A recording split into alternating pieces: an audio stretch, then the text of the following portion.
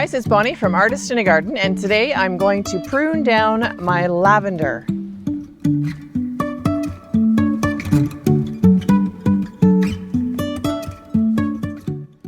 This is the second season for my lavender out here at the front of the house, and today I'm going to prune off all the spent flowers and blooms that have been on here for the pollinators. I'm going to dry those and save them for cooking and fragrance. I might try to make some lavender oil with them, but today I'm going to trim those back and save them, dry them, and then give the rest of the plant a little bit of a shape and a haircut, and hope for some more blooms on these later in the season.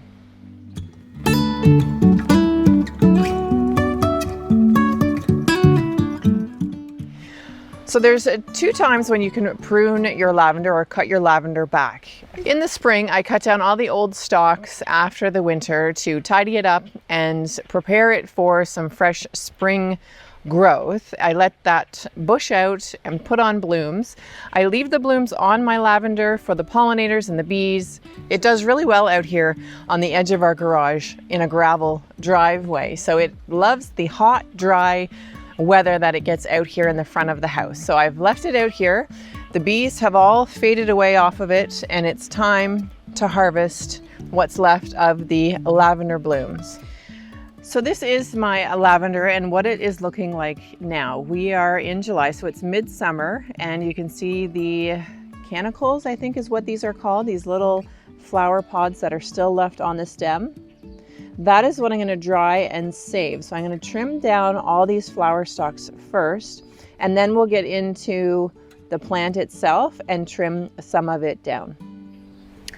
So to trim off these flower stalks, I'm just going to use my little snips to get these tall flower stalks off of this plant.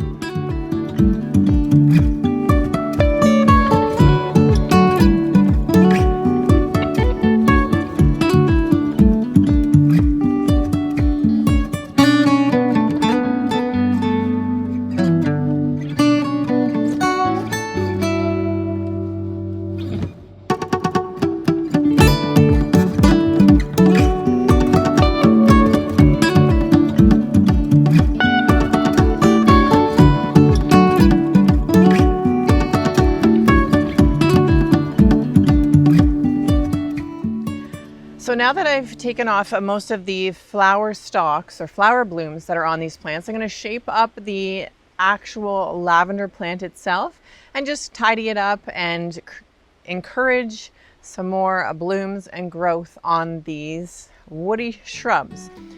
So when you're trimming down your lavender, you want to go into your plant and open it up and see where the woody growth starts. So you can see down here, my plants are pretty young plants, and I don't let them get too big to develop a lot of this woody growth that's down in here.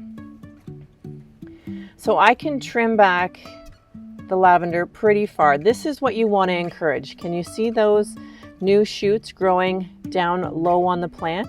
That's what's going to give your plant the fullness and the healthy look to it.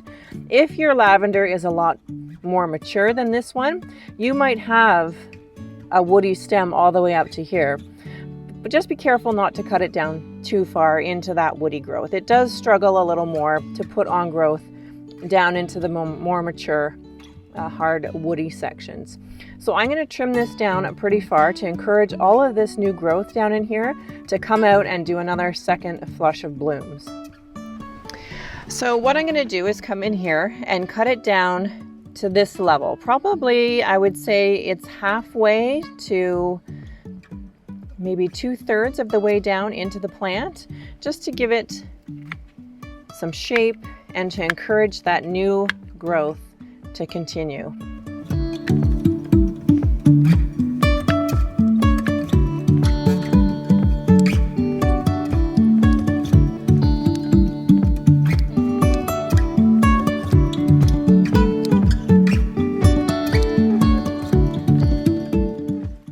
So here you can see, as I'm cutting down these stems, you can see the fresh growth that's starting to come out from a lot of these shoots already.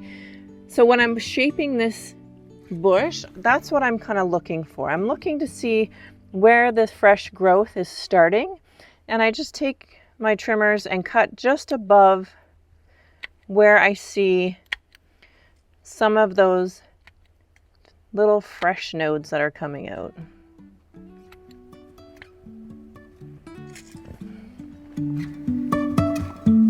Life is a winding road, no telling where it goes. Driving through days and nights, won't stop for traffic lights. And I really wanna know, if I will ever figure out where the road goes. Even if I'm falling down, I will keep on searching for my highs. You can say I lost my mind, I will keep on holding my head high, even if the sky is falling down.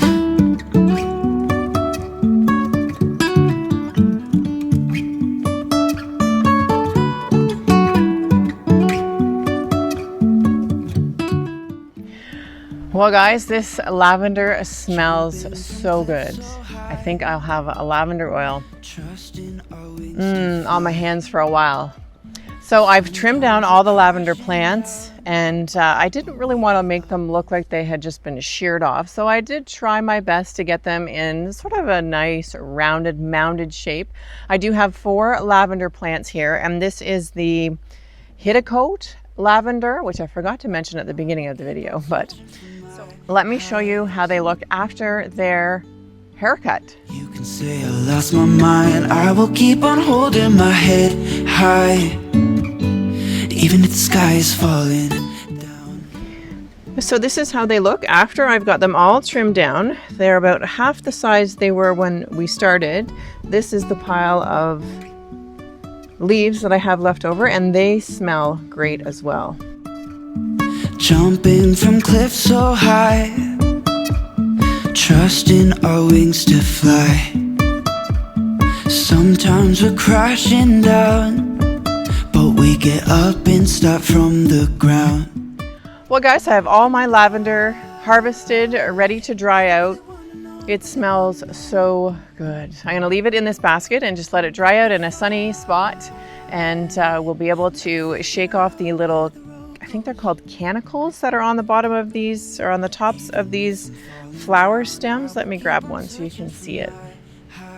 So all the little flower pods on here, you can save and put them in the little organza baggies. I think I have some linen baggies that I might put them in, and you can use them for your aromatherapy around the house if you need to feel relaxed or calm, or whatever else lavender does for you. I have some essential oils for my lavender, and maybe I'll try making some of that.